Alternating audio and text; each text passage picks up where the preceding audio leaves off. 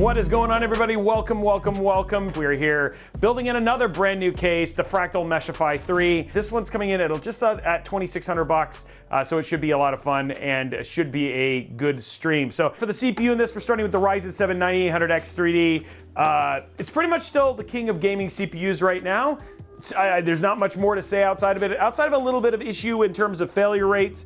But yeah, for the most part, from a gaming standpoint, which, you know, really kind of was what we build here on Robeytech, this is kind of the CPU to use. For the motherboard, we're going X870. Now, you could save some money if you wanted to, do B650, B850 if you wanted to, but we like to show new motherboards. Going back to my roots, going back to my favorites, Kingston, who's another massive supporter of the show. We're gonna use a Kingston Fury 4TB NVMe drive. Next up, we got the G-Skill Triton Z5 Neo RGB. This is Neo, which means it has Expo timings. For our cooler, this is an older, there's an S24 V2, but this only does a 240mm AIO, so this is the Fractal Lumen S24. AIOs are weird because a lot of people, they'll be like, it's not the most performant AIO. Who cares, right? As long as it keeps it away from TJ Maxx, it's fine. For the graphics card, we're going MSRP. This is the Asus Prime graphics 5070 Ti. This is the same one that all the reviewers basically used. And then to save a little bit of money, not that we're doing a very good job. This build's kind of like just kind of a, I like the way the parts look together, and if you want to save money, you have some places for sure. And that's the Asus Tough Gaming 850 watt PSU. The good thing is that I don't necessarily, like you guys always know, I don't necessarily need some cable extensions with this. The other thing too is it's really easy to cable manage.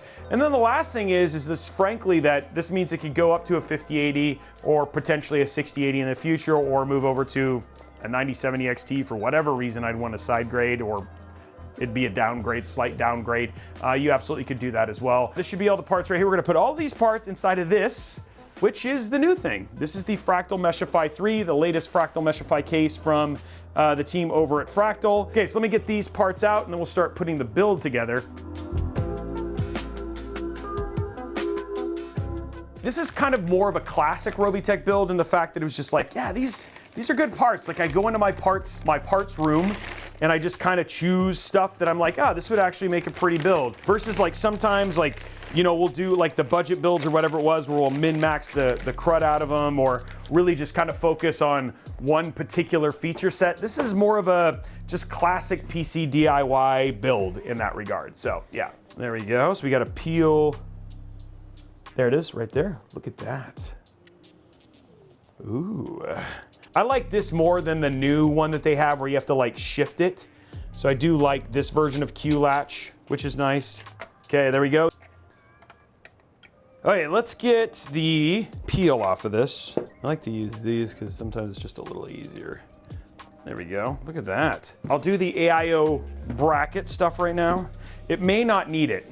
I might be doing this just learning that, oh, it just uses the standard Ryzen stuff. So here's our user guide, and for AMD, yeah, it's this, never mind, it doesn't need it. Okay, so we just verified it doesn't need it. So if you look inside of here, Brian, you actually see that it uses the standard, like it connects via the standard Ryzen stuff. So this is the regular bracket, and then it's just gonna use the bracket that's on the Mobo to connect up. So nothing too crazy there. Okay, so you guys can see okay, we can see the clicks. Okay, here we go. Let's go here. Not even close. Not even remotely close. Not very good clicks on this one. Oh, not even, like I tried. 90.3. Let's get our case up. Take a look at this new case. Oh, okay.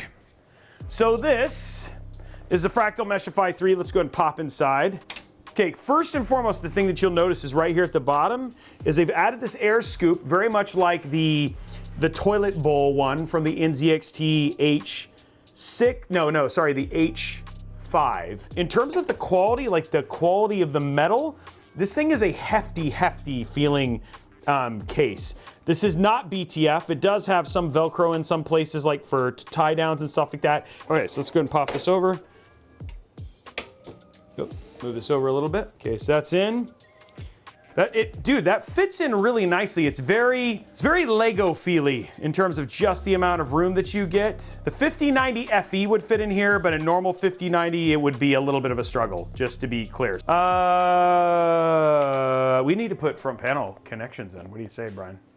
You want to do that? You want to put some front panels in? So our HD audio, I'm gonna go right down over here. Ooh, man, this is something else to be aware of. Not a lot of space down here at the bottom. This gives you almost no room to get cables through here. Okay, then we have USBs. This is our USB. And this is actually the USB for this hub right here. So this is the USB for this hub. And then also off of this, we have our single front panel connection. So it's not unified, but not a big deal because all it is the power switch. And then we also have our fan connection that's gonna come off of the hub as well. So those are the things we're gonna run through next. There we go, there's USB. Let's grab a fan header. This is again coming off, okay, there's 3 right there. Perfect. And then next up we have our power connection. We're gonna do power, and that's gonna go way over here. And we'll do power plus and minus, power switch right here. There we go, so there's power switch. So there's all of our connections all hooked up. It's unfortunate because it just feels like this cable's like just kind of hanging out here, which is kind of rough. So I don't know if I'm necessarily the biggest fan of that. Okay, so let's get this cleaned up here in the back.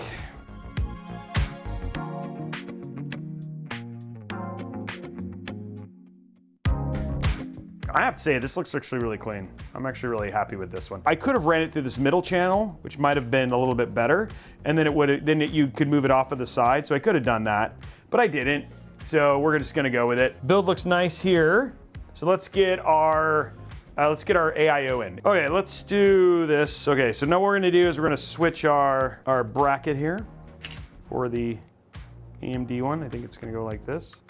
There we go. Now, so we're AMD ready now. So that cable's like just right up against so you can see right here, so this cable's like comes right out where the connection is, which is kind of interesting. I don't know why they did that, why they couldn't have moved it a little bit, but that seems like just kind of like a weird situation though, but it's plugged in, so we're good. You know what I forgot to do, guys? I forgot to put thermal paste on, but we'll do quickly. Okay, so what we're gonna do is we're just gonna kind of set this in here temporarily. So I'm gonna do here is I'm gonna grab these. These are our fans, and these ones I care about because they're gonna be running off the CPU. Mold these together, just like that. And then we're gonna take this and this right here, and we're gonna run them up into here. Okay, so we got CPU one right here, right there. Okay, so we got those both running there. And now we can put this on and put it on for good there. Okay, so we're gonna flatten this down, get it mounted, and then we'll do all our cable management here. Ooh, that sounded good. Boom. Okay, let's get some thermal paste on this real quick. Need more thermal paste than that apparently. Okay, so what we're gonna work on here, put this like this. So not my favorite mounting type, but it works right. I'm not gonna argue that it doesn't work. Okay, so there we go, now it's mounted. Now guys, we can deal with this cable management mess in the back, of which there is quite the mess right now.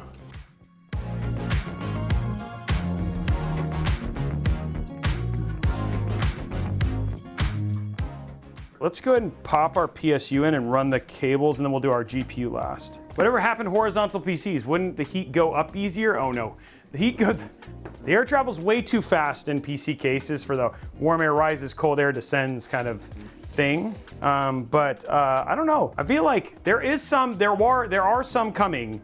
Cougar made one. There was a couple cases where we saw that they are still horizontal PCs cases being made. So yeah. I wouldn't say count them out yet. Okay, now shove all the cables into the hole. There we go, PSU in. Okay, let's get our GPU in. Nice, simple Asus Prime. Very clean GPU. It's gonna look really good in here, honestly. There we go. Okay, it feels very compact, right? But like, I think this like little thing in terms of how it made the case stuff look out, this actually looks really clean, so when we get all the rest of it in, it should be a nice looking build. Went on no problem. It's usually a good sign. I thought I saw something fly off, it may not. Okay. Oh, yeah, I did. I broke something. Okay, so don't do what I did and break it. Okay, there we go, guys. Build is in and done. Okay, 3, 2, 1. Ooh.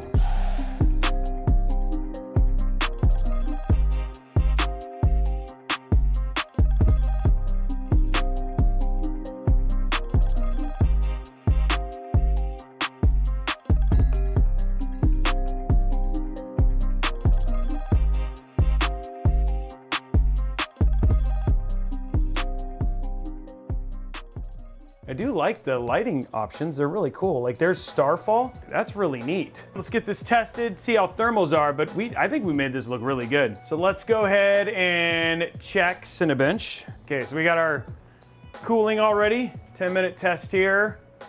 Starting our multi-core, here we go. 81, 82, so that's nice. Nice, good temps. It's getting a little warmer, but again, it's a 240 millimeter AIO, so it's probably gonna be similar to that H150i, maybe, oh, maybe not. Maybe it might get into 90, but yeah, it seems to be okay. Not that you buy 9800X3Ds for their CPU like productivity performance. Yeah, it looks like it might actually be high 80s, so that's totally fine. Okay, so there's our AIO and temps. Let's just check gaming, which is gonna be significantly lower. Okay, let's take a look at settings. So this is gonna be 1440p. Let's do ray tracing ultra, transformer ultra, frame generation off. So it's 100 frames per second. Now I need to check the audio, I think it might be DLSS audio, and I may wanna set it to DLSS quality. CPU temp 77, GPU temp 61, so no problem in terms of gaming temps. Okay, so what I'm gonna do is I'm gonna change DLSS to balanced here, and then I'm actually gonna try and do overdrive. Let's put DLSS to balanced. Let's just see what this runs. This is ridiculous. Cyberpunk 2077. Okay, so this is running 60 frames per second with path tracing. So that's actually pretty rad. So yeah, that's actually better than I kind of anticipated. Anyway, guys, that is it for today's build. Thank you so much for joining me. Have an absolutely amazing day, and we will see you guys on the next episode. Bye, guys.